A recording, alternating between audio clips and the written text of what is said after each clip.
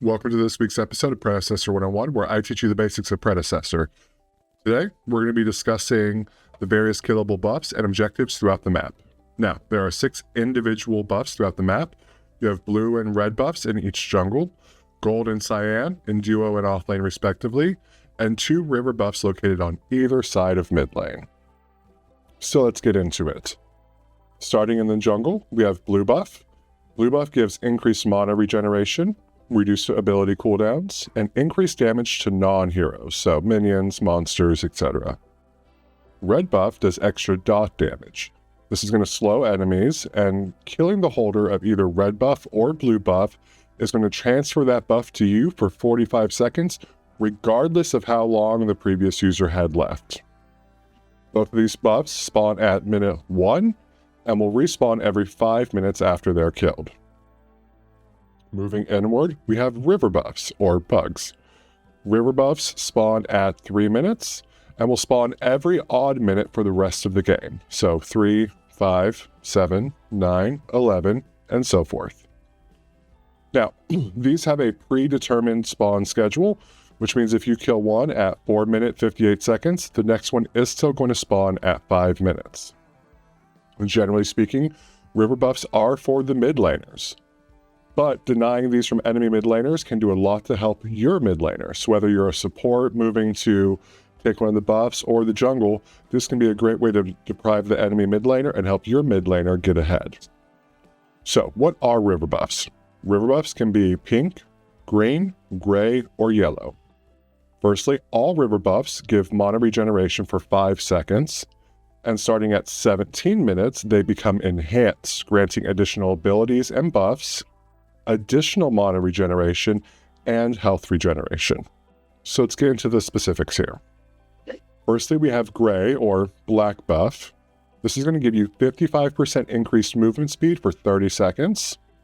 When enhanced, so starting at 17 minutes, it's also going to give you 8% out of combat movement speed for that same duration.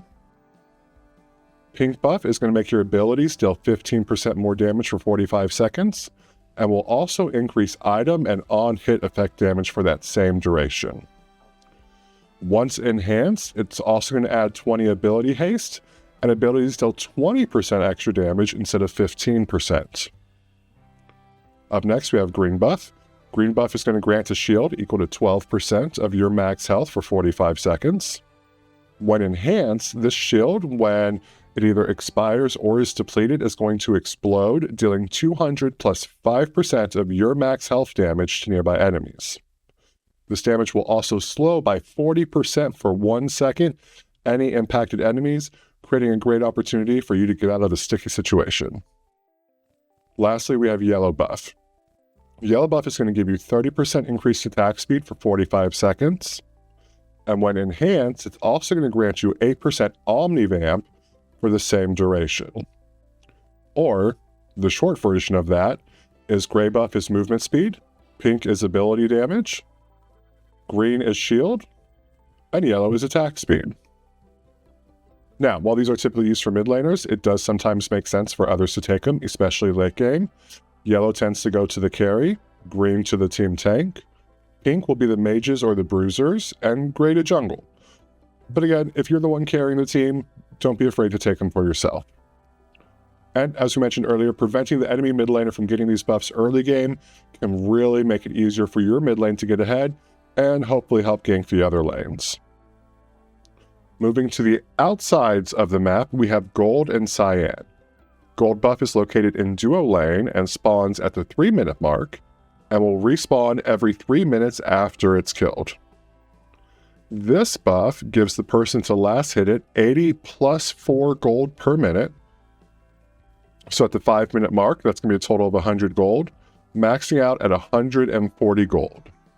One thing I want to remind you of, remember, while the extra gold from gold buff is nice, if you give up an entire wave's worth of gold and heaven forbid a siege minion to go get gold buff, you're actually going to come out behind. So balance these two accordingly, and when possible, clear the wave before grabbing gold buff.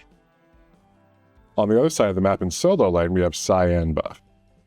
Cyan is going to also spawn at 3 minutes and every 3 minutes after it's killed, And this buff is going to grant 65 plus 5 experience for every minute the game has gone on, maxing out at 145, and grants 4 creep score. Additionally, it's going to refund 20% of your max health and 20% of your mana. Taking this buff can mean you can stay in lane longer, be healthier, and try and find and get out a little ahead. Again, much like on the other side of the map, don't give up an entire wave just to get Cyan. You might end up further behind than you would have had you just stayed and collected your wave. Pro tip for the jungles out there. When killing camps or buffs with your smites, you gain an additional 15 gold. You do not get that additional 15 gold for smiting either Cyan or gold buff, so maybe keep to the camps inside your jungle. Now, let's talk team buffs. Starting with Fangtooth. Fangtooth has multiple stages of buff that it's going to grant the entire team. These buffs come in stages. The first Fangtooth your team kills, regardless of how many Fangtooths have been killed, grants increased buff duration, making buffs last 50% longer for the entire team, but no longer than an additional 30 seconds. The second Fangtooth your team kills grants 8% out of combat movement speed for the entire team. The third Fangtooth grants your entire team 8% bonus power and 8% bonus armor, and for both of those, that's physical and magical.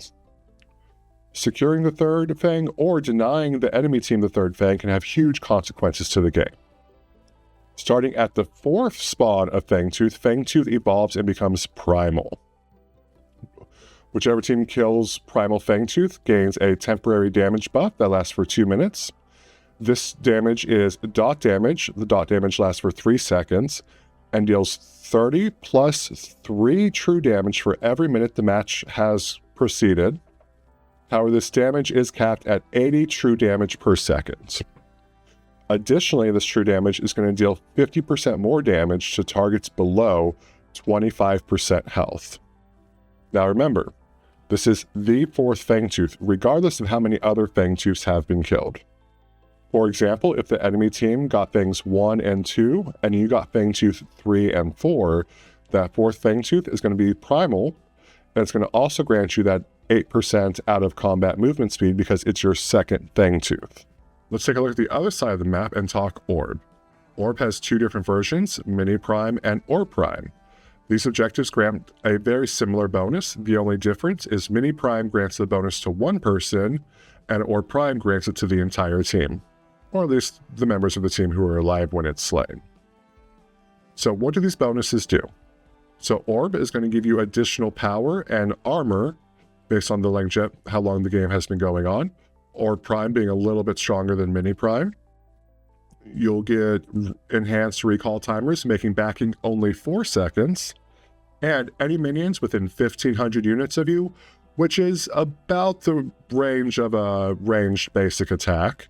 Those minions gain increased damage mitigation, so they become harder to kill, which means they're going to last through tower shots and help you push through towers faster. So again, Mini Prime is for one person, or Prime is for the entire team. A little tip, you'll see broken ground when fighting Orb Prime. Don't stand in it, it hurts.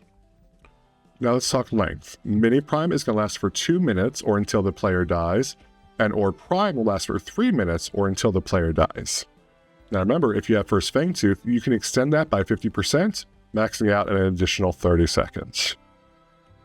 Lastly, let's talk Shaper. While the Shaper is arguably not a buff, it is an objective. The team that kills the Shaper will spawn a seedling in each lane that will push the lane with your minions.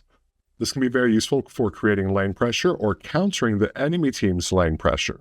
And that's it for today. As always, drop any questions you have in the comments, let me know what you think, and you can catch me live on Twitch.